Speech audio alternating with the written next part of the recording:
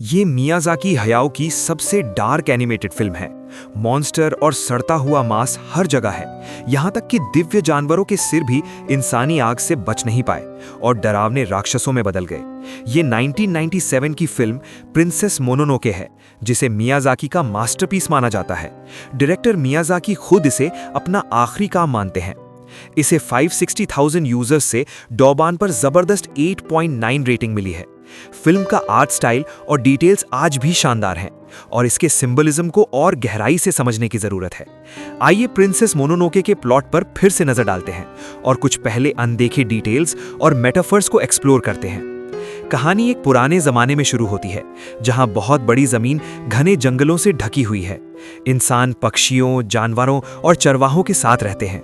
जैसे जैसे समय बीतता है, बड़े बड़े जंगल तबाह हो जाते हैं। बचे हुए जंगल सुरक्षा के लिए पूरी तरह से मशहूर किरण और जंगल की आत्माओं पर निर्भर हैं। हमारी कहानी इसी बैकग्राउंड में आगे बढ़ती है। अशिताका एक हिरण पर सवार होकर जंगल में सरपट दौड़ रही थी। कबीले के जादूगर के बुलाने पर अशिताका को जल्द से जल्द लौटना था।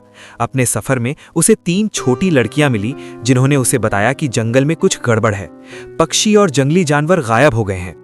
ये सुनकर अशिताका तुरंत मुड़ी और जंगल की ओर भागी। जंगल जो कभी शांत था, अब एक डरावने माहौल से भर गया था। अशिताका एक जगह को ध्यान से देख रही थी, जहां कुछ अजीब सा हो रहा था। एक पल बाद कीड़ों से भरा एक सूअर बाहर निकला।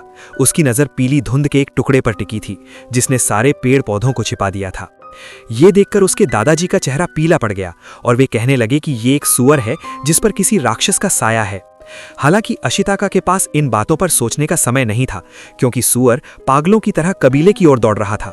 अशिताका सूअर के पास पहुंची, उसे शांत करने की कोशिश की और उससे गांव को नुकसान न पहुंचाने की विनती की, लेकिन उसकी सारी कोशिशें बेकार गई। अचानक सूअर की नजर 3 छोटी लड़कियों पर गई।